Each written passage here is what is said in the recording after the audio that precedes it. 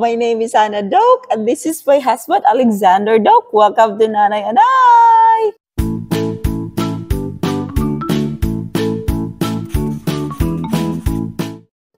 Well, today is our 16th anniversary. Yes, March 31st. We got married March 31st, 2007 at Calvary Baptist in Menominee Falls, the old church. We had one week preparation before. Yes, I arrived in the US March 24th, and then March 31st, we got married. Go, go, go.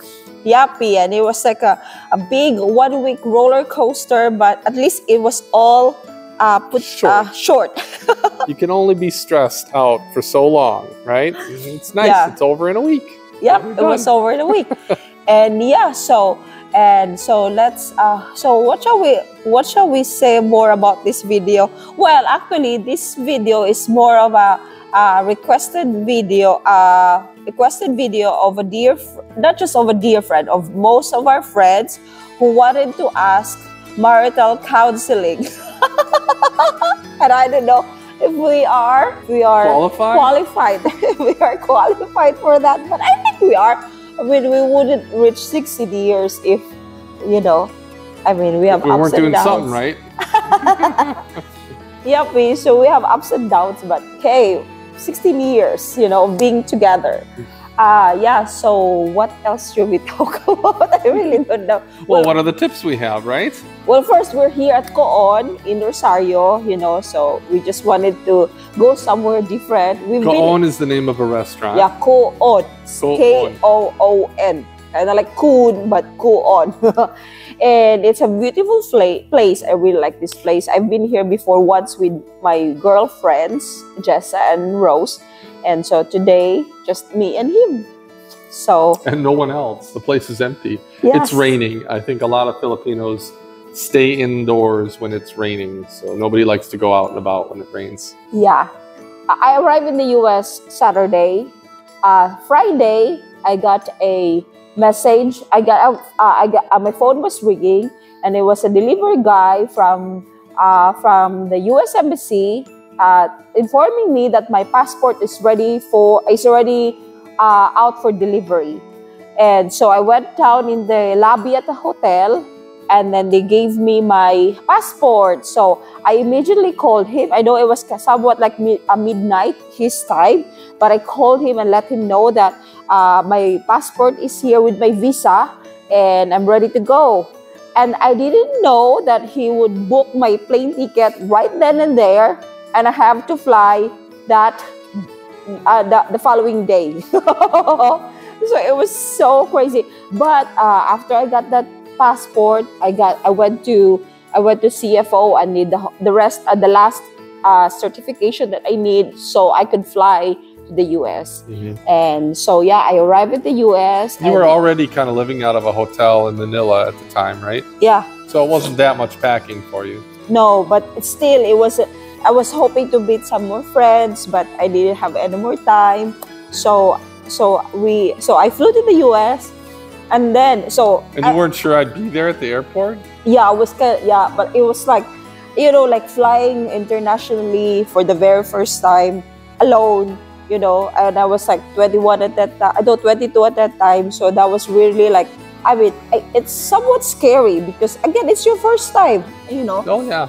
But then I went there because I know the love of my life is the other side of the planet, so I have to fly, and it was a good experience. But and then I arrived in the US, so you would think that it was a big surprise. I have to leave immediately, but then when I arrived in the US and I talked to him, and I was thinking that we will have at least 3 months preparation for the wedding, and then when he said, "Oh, we're gonna get married next week,"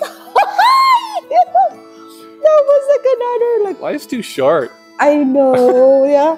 But I'm so glad that we got married, that fast. Like we didn't, I stayed at your sister's house, mm-hmm. So I stayed there for a week, and it was like a really like a good time that, we didn't wait that long. I mean, we waited super long, to get married because I was here in the Philippines and you were in the US. So, to wait another 3 months while I'm already in the US, that's kind of like insane. Yeah, that is insane. Yeah. Yeah. So what was our first week like? Was like. You were recovering from jet lag, very much so. So you were and you got sick. You got like an ear infection. Yeah. Yep. And then tension headache, recurring tension headache. That was like a really bad one. And then, but everything was so cool. Like Alex took me to his childhood, these places in Wisconsin where you would go during your childhood years. Mm-hmm. You know, my old stomping grounds. Yeah. Yeah, like the Lost Miles, and then the Horicon Ledge Park. You know, that was. Did we do that during the first week though? I don't think so. First week after we got married. Well, yeah, but not the first week you were here. Oh, the first week I was you were there. just recovering. And we were just busy. Prepping. Yeah, busy. Letters. I remember doing the invitation. Yeah, the invitation, and also like the booking and the arrangements with the food. I was baking a cake. Shopping for flowers that I'm gonna use for the for the wedding. And my poor mother was just frantic that week. Yeah, Mom did most of the work, and my sister-in-law. You got to do 3 months worth of work in 1 week. Yeah. But my sister-in-law, sisters-in-law, Kathleen and Christine, were very much helpful. Yeah, very hands-on. So, and then another thing that I did was a registry. We did a registry, and that was like so unique to me. It was like weird. I feel like I have to dictate what I need to buy. It's really amazing how it almost doesn't matter how much work you have. It will expand to fill the amount of time you allot to the work. Yeah. If you need to get a wedding planned in a week, guess what? You can get a wedding planned in a week. Yeah. You just cut corners and you get things done, Yeah, like I remember I arrived there Saturday, and then Sunday I went to their church, and then that same afternoon Kathleen and Christine brought up about the wedding registry, and I was like, what is that? I was like so unique, but I still went with the flow. Like I didn't really know what's going on. I went with the flow. We went to Target, and then we did a wedding registry, and then basically Christine just told me, just pick whatever you want. Just scan whatever you want. I was like, okay, boom. I didn't really know. And then later did I know that later I found out that that afternoon I found out that the things that I registered, those are the choices that my guest will be selecting for as present for me, for us, So that was weird. Anyway, so that was it. And then our first week of honeymoon, we just stayed in Wisconsin. Because anyway, everything was so new to me anyway. So we stayed in Wisconsin, and the one thing I really like about our wedding was it was so cheap. I mean, like not so cheap. It was expensive, but you didn't get into debt. Yeah, no. That's what I paid out of pocket for it all. Yeah, so that was like so nice to start your married life, no debt. And then, so basically, yeah, and the rest of our married life was really mostly like that. We don't get into debt much. Yeah. We don't fight because of money. Yeah, we don't. I get upset, but that doesn't really make it. We get in a fight. No, but that's so rare. That's really rare. You're a good provider. And so what would be the tip number 1 to have a healthy, flourishing marriage? What would you say, Ty? Tip number 1? Well, I mean, what is it? Is it in order of importance? I wouldn't say that. Yeah, let's not put it in order of importance, because this is really like totally random video. Well, I think the first tip is to make sure you have your worldview and your morals aligned. You know what I mean? Oh, yes. We both are followers of Christ, and we both believe in Jesus Christ and read the Bible, and have that as a foundation for our relationship. Yeah, big time. So that's important to have that common ground. And that's why we met. That's why I started talking to her, is because she was a Christian and she could have a rational conversation about her beliefs, right? Yeah. So that is the first piece of advice, is make God the center of your relationship. And and then another piece of advice, well, do you want to go next? What do you have next? I think for me, it would also go aligned with that, with what you're saying, because when you have God as a center of your relationship, like there's always that, whenever you get in a fight, there's always that forgiveness. Like, saying you would always, because just like what Christ said about forgiveness, you would, it's hard, it's not all the time, it's not easy. I mean, what I'm saying is it's not easy to It's hard to forgive me. immediately. No, immediately, because, your human nature would really tell you, to not forgive because like that. But because there's Jesus Christ in our life, then, like I would always tell myself, no matter what happened, I will always forgive him. Like, so even though like when we get on a fight, big or small, if there's always something, okay, I will forgive him and I will ask sorry, or sometimes he would say sorry. Most of the time he's the one who asks sorry first. But I think, that there's really that forgiveness. I never think about not forgiving you. Like, it's like, because that's what Jesus Christ, taught us to forgive 70 whatever times. Yeah. Number two, be intimate.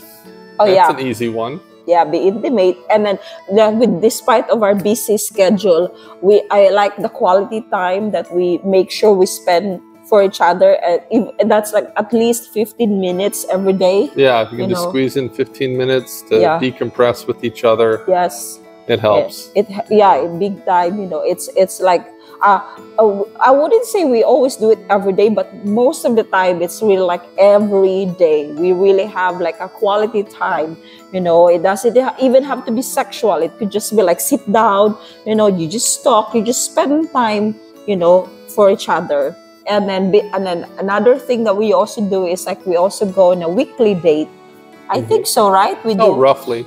Yeah. There was a time there we were going out like every day. That was cool. Yeah, but I don't know why we stopped. But. Yeah, but at least we go on a date. Like even just a bus ride. We call it. Let's go zoom. Just got on a motorcycle and we just like explore other parts of San Francisco that we've never been to.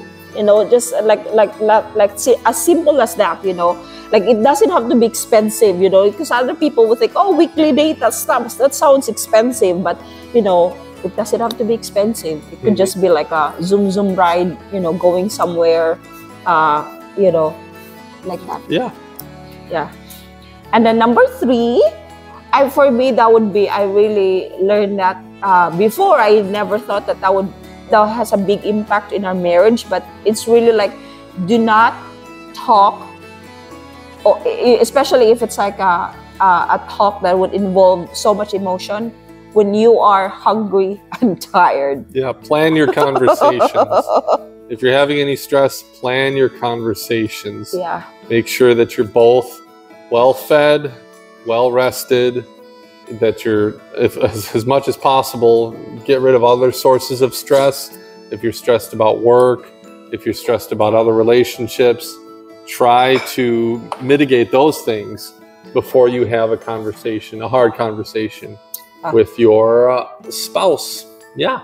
Yeah, so that really helped us, really, much. Like, simple. It's ancient. I mean, it's been around for millennia. Yeah. Those issues have affected people emotionally, mentally, and it affects your relationships. And you should be conscious and just, don't try to mend a relationship if you're really upset, really hungry, really tired, or if you're injured, or if you're sick. Try to put yourself and your spouse in a good frame of mind before you start having conversations. Yuppie. And then what else, Ty? What else should we talk about?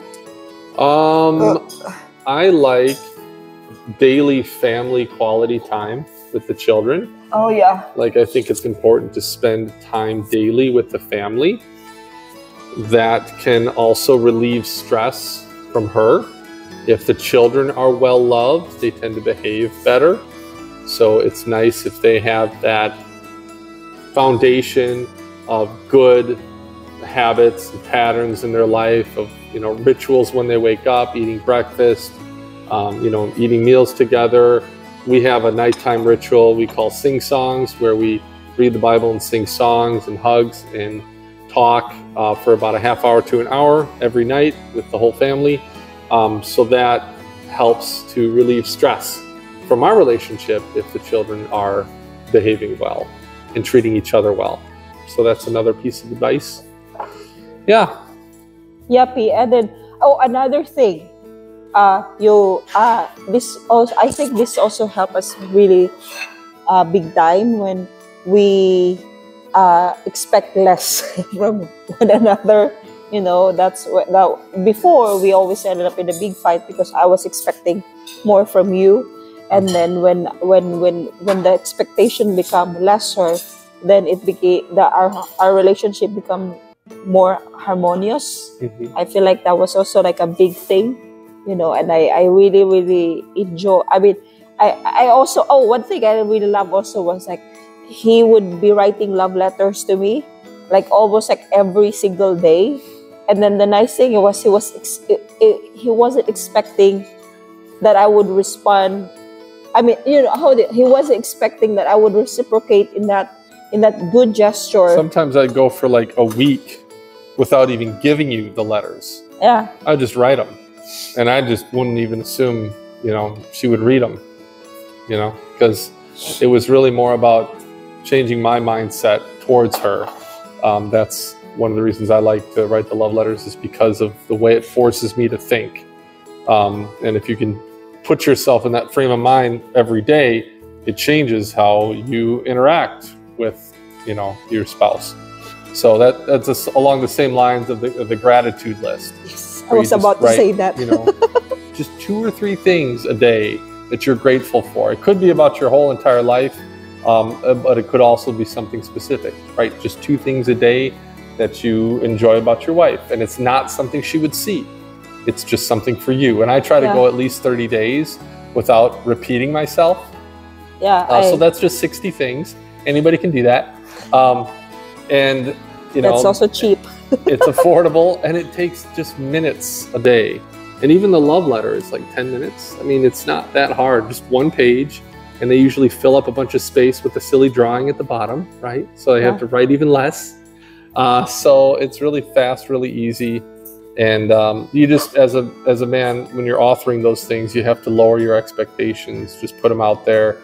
And I really like the gratitude list. Especially, don't expect it to have any impact in the short term. Oh yes, it's over months and years. It'll have a bigger impact, right? Yeah. Just don't expect anything over weeks or days. But the gratitude list, you could see the effect of it very soon. Yeah, you might. Yeah. Yeah, because what like in my case, when I started writing the gratitude list, instead I was so excited to write down a positive thing about him, instead of like during the day I would be looking forward to something positive that he did, and it really, like, you know, gave that positive outlook in life, your positive view, you know, mistake, because then you don't see anymore the negativity in him, but you're just seeking for the positive, you know, positive things that he did or positive things about him, like that. So I for me that was like more immediate. You know, the effect of that is more immediate because, you know, to be positive, and it's just like a nice thing to be in that frame of mind. Another piece of advice, that there's qualifications to this, but I would never say anything bad about my wife to other people. Oh yes. It's important to not trash talk your spouse behind their back. Like it can be really toxic and degrading, and really destroy a relationship like that. Now, that isn't to say you can't confide in somebody else. Yeah. You could seek counsel, but be very discretionary. If you're gonna bring up things that your wife has done to you, make sure that you're discussing it with somebody who will elevate, somebody who you trust to give you wise counsel. You don't want to just on a daily or weekly basis just be trash talking with somebody who will just let you trash talk, not give you any advice, and just trash talk their own husbands. You know, it's a downward spiral, right? Yeah. So you want to, if you have to say something negative to somebody, because there are legit times when you need, you know, support, or there's, especially if there's abuse situations going on, the woman needs to talk to somebody and share those things. And you want that person you're talking to have a definite plan of action to make things better. So whatever that may be, you know, it varies so much depending on the situation. Yeah, I agree on that one. Yeah, big time. Like way back then, you know, when I was still younger, I would be like, you know, pouring out to my friends, you know, my heartaches. But then it wasn't really doing a good thing to my relationship with him. And then after also reading that book, Finding a Hero in Him, you know, that was really like a big, you know, that created a big impact to me, you know, how I viewed him, you know. And then after reading that book, it's like, yeah, like he is not an enemy. He is my best friend. He is my partner. He is my husband, for crying out loud, you know. So that was like a good book that I read, you know, in the past. Because growing up, she didn't have a lot of examples of that in her personal life. She didn't like grow up in a home like that. You know, it was kind of antagonistic. There was a lot of fighting, you know. Yeah, my normal was very abnormal. You know. Well, you create your own normal, right? Yeah, you got to create your own normal, and you know, whatever you grew up in. I grew up without a father. You know, she grew up in an abusive home. You know, just put it behind you. Create your own normal. Find examples that you do want to emulate. You know, focus on those things. Yeah, is our relationship very materialistic? Like, you know, do we give each other gifts like more often, but not really, right? You gave me this watch. Yeah, but because some people say that, you know, relationship. Yeah, but what I'm trying to say is like, to have it's not really. Some people said that I have a good relationship, married relationship, because I'm rich. You know, like they think like that, but it's not really about, you know, the monetary thing aspect that makes a good relationship, flourishing relationship. You know, does that make sense? Yeah, absolutely. So we're very much happy with little gestures. Yes. I think so. I love the love letters, you know. Yep. I love the, you know, the small things. But anyway, so our food is here. Our food is here. I hope you get something, you know, something out of it. But yeah, I hope you enjoyed this video. If you do, give it a thumbs up. And don't forget to hit the subscribe button and hit the notification bell so you'll be updated of our videos here at Nanay and I. And thank you so much, guys. Bye-bye.